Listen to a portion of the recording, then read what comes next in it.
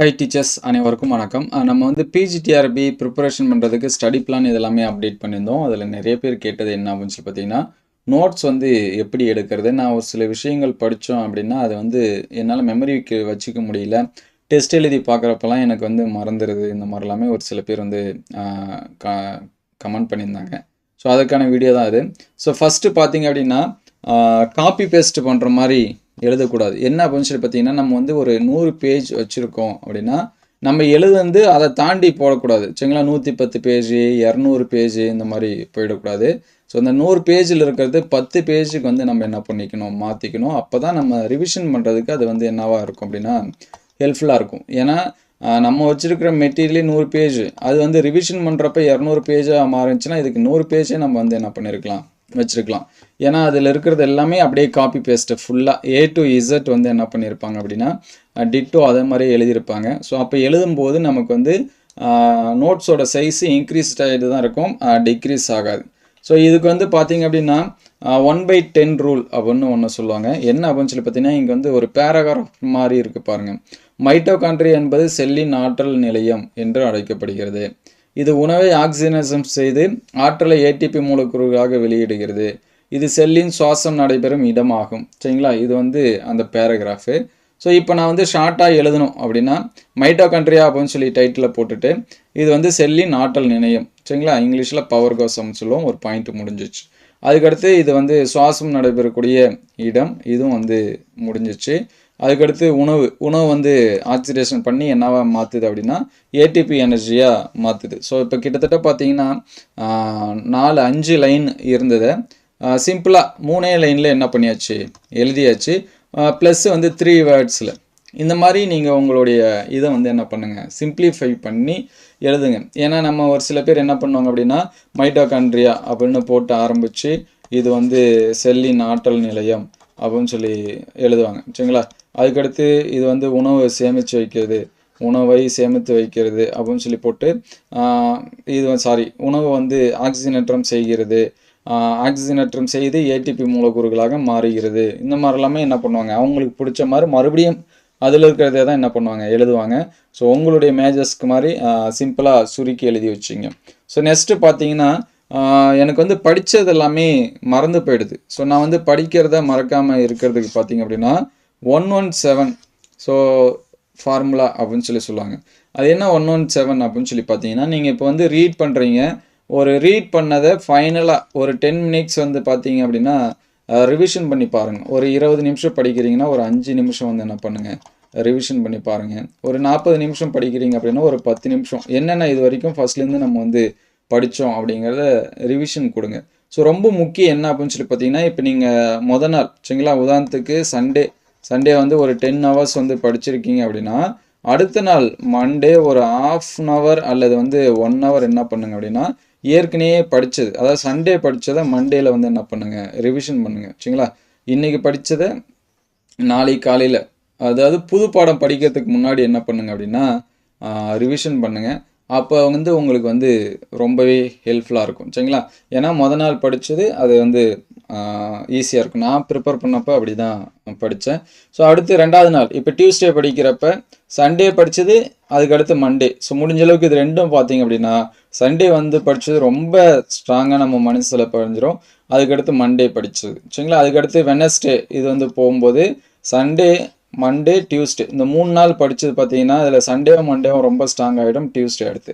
So அடுத்தடுத்து வரும்போது நமக்கு கொஞ்சம் கொஞ்சமாக இன்னும் ஸ்ட்ராங் ஆகிட்டே போகும். அதனால் முன்னாடி நாள் என்ன படிச்சிங்களோ அது வந்து ரிவிஷன் பண்ணுங்கள். அதே போல் 1 வீக் கழிச்சு, ஸோ இப்போ வந்து மண்டே படிக்க ஸ்டார்ட் பண்ணிங்க அப்படின்னா திருப்பி மண்டே டு ஃப்ரைடே என்னென்ன படிச்சிங்களோ அது வந்து சாட்டர்டே வந்து என்ன பண்ணுங்கள், ரிவைஸ் பண்ணுங்கள். அல்லது சண்டே வந்து என்ன பண்ணுங்கள், ரிவைஸ் பண்ணுங்கள். ஸோ இந்த மாதிரி 117 ஃபார்முலான்னு சொல்லுவாங்க. இதை வந்து படித்தோம் அப்படின்னா நமக்கு வந்து படிக்கிறது வந்து என்ன பண்ணாது அப்படின்னா மறக்காமல் இருக்கும். சரிங்களா? நம்ம வந்து என்ன பண்ணி வச்சுக்கலாம், ஞாபகம் வச்சுக்கலாம்.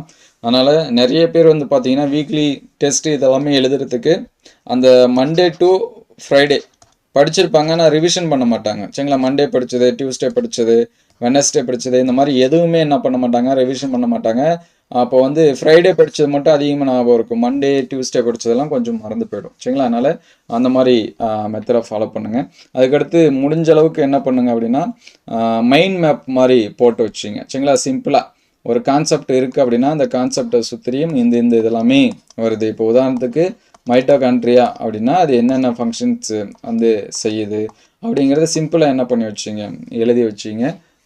இந்த மாதிரி ஃபாலோ பண்ணிங்கன்னா உங்களுக்கு வந்து ஹெல்ப்ஃபுல்லாக இருக்கும். அதே போல் கொஷின்ஸு, சரிங்களா, நீங்கள் படிக்கக்கூடிய யூனிட்டுக்கு ஏற்ற மாதிரி டெஸ்ட்டு இதெல்லாமே என்ன பண்ணி வச்சிங்க, எழுதி வச்சிங்க. இப்போ 1 வீக் படிக்கிறீங்க அப்படின்னா அந்த 1 வீக் படித்ததுக்கான டெஸ்ட்டு சும்மா ஒரு ரஃபாக எழுதி பார்த்தீங்கன்னா தான் நீங்கள் என்ன படிச்சிருக்கீங்க அப்படிங்கிறது ஞாபகம் இருக்கும். ஒரு சில பேர் வந்து 1 மந்த்துக்கு அவங்க மாட்டுக்கு என்ன பண்ணிகிட்டே இருப்பாங்க அப்படின்னா படிச்சுட்டே இருப்பாங்க.